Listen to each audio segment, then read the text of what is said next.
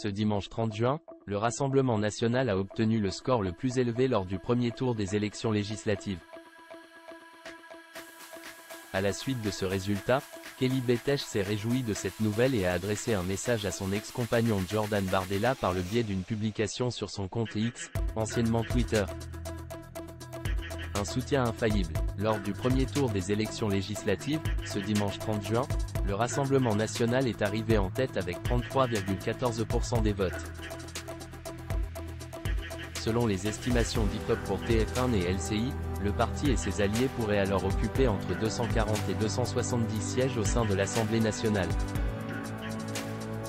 Des résultats qui laissent envisager la possible arrivée de Jordan Bardella à Matignon. Dès lors, ce scrutin n'a pas tardé à mettre en joie Kelly Betech, l'ex-compagne du président du RN.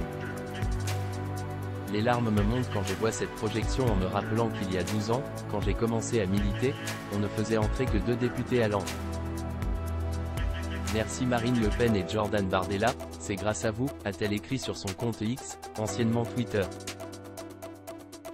Avant de devenir une figure montante du parti, Jordan Bardella a été un fervent militant pour le Front National. Aux côtés de Kelly, présenté comme sa compagne de l'époque par l'Express, le protégé de Marine Le Pen avait mené sa campagne pour les élections au Conseil régional d'Île-de-France en 2015.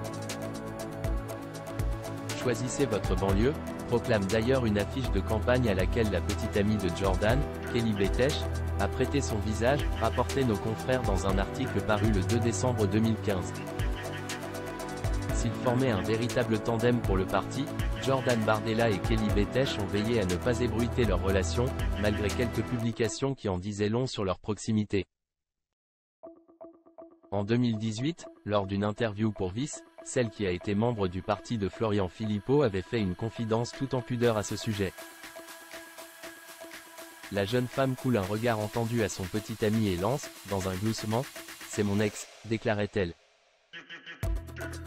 Bien qu'elle ait pris des chemins différents, Kelly Betech continue de suivre de très près l'ascension du fils de Louisa et Olivier, en témoignent ses posts sur les réseaux sociaux. De son côté, Jordan Bardella a ensuite vécu une idylle avec Kérigouenne Chatillon, fille de Frédéric Chatillon, puis Nolwenn Olivier, nièce de Marine Le Pen. Discrets sur leur vie privée, ces derniers ne commentent pas les rumeurs de séparation depuis le début de l'année 2024. Jordan Bardella à Matignon, ses proches qu'il voudrait faire entrer au gouvernement.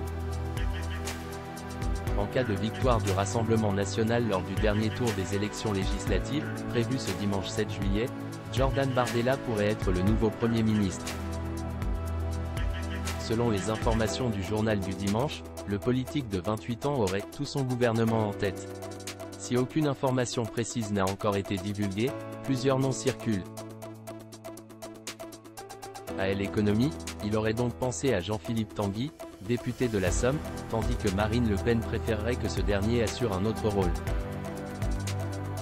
Ainsi, le Rassemblement national aurait aussi envisagé Henri Proglio, ancien président directeur général d'EDF, dans cette fonction, ainsi que François Durby, qui dirige Autune Capital, une société de capital investissement gérant 1,5 milliard d'euros.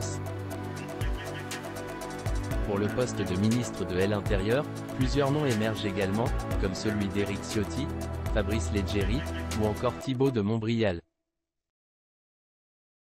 Pour la justice, Jean-Paul Garot, ancien magistrat passé par le RPR et l'Homme, semble tenir la corde, a noté le journal. Le portefeuille des affaires étrangères pourrait aussi convenir à Éric Ciotti. Xavier Driancourt apparaît comme une option plausible, a ajouté le JDD.